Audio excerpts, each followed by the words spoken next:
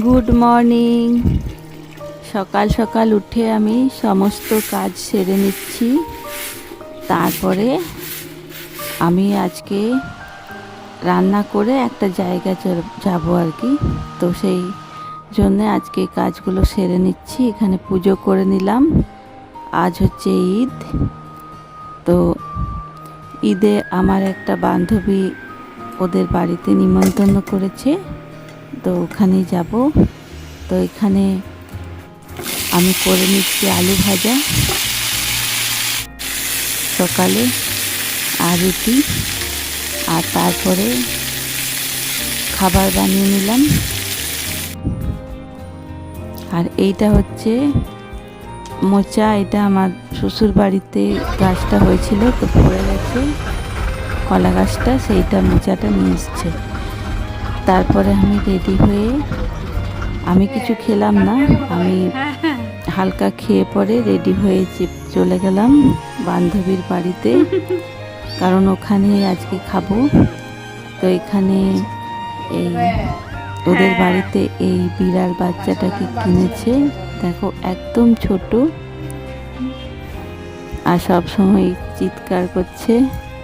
আর এই যে প্রথমে দিয়ে দিল দই বড়া, আর দই বড়াটা খেতে খুব সুন্দর হয়েছিল, খুব ভালো লাগছিল খেতে।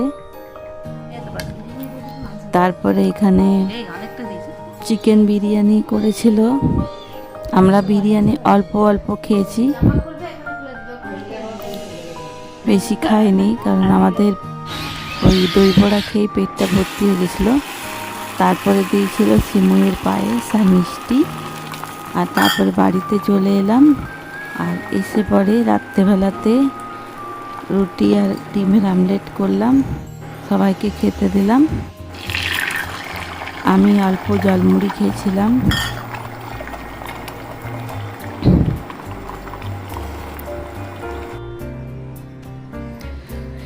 Good morning. এটা পরের দিন সকাল সকাল মানে ভোরবেলায় উঠেছি, কারণ আজকে যাব বাপের বাড়ি।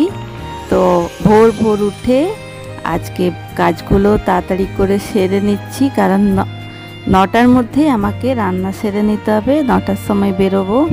তো এই বাগানে আমি একটু ঘুরে নিলাম, আর এই নতুন নতুন গাছ কিছু লাগানো হয়েছে, তো চলে যাব রান্নাতে।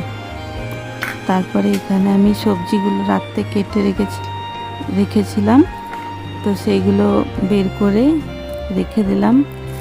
আর এখানে আমি করছি লাউ আর ছোলার ডালের তরকারি।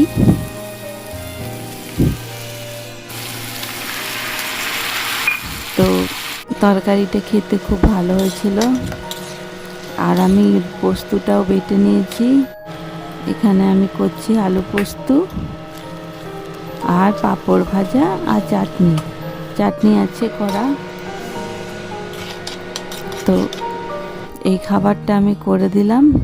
আর এখানে আমি চা আর রুটি সেও ভাজা নিয়েছি খাবার জন্য, আর এই যে পাঁপড় ভাজা করে দিলাম।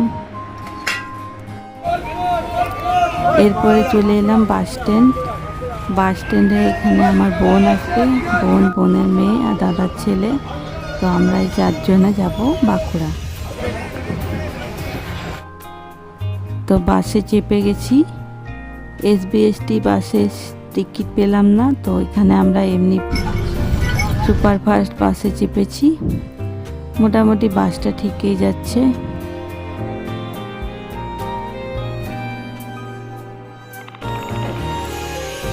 ওখানে পৌঁছে এখানে আমার বোন বানিয়ে নিয়ে এসছে ঢোকলা আর কেক, তো সবাইকে ওটাই দিচ্ছে, আর খেতে খুব ভালো হয়েছিল।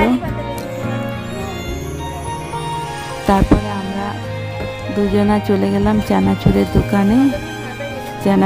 এখানে চানাচুর কিনে নিয়ে যাই, চানাচুরটা খুব ভালো। তারপরে ওখানে মিষ্টি আর চানাচুর কিনে নিয়ে এসে এখানে চলে এলাম বাড়িতে। আজকে বাড়িতে বানিয়েছে লাউয়ের তরকারি, চাটনি, শাক ভাজা, পেঁপে সিদ্ধ আর খাসির মাংসটা খুব সুন্দর হয়েছিল। তারপর চলে এলাম বাড়ি।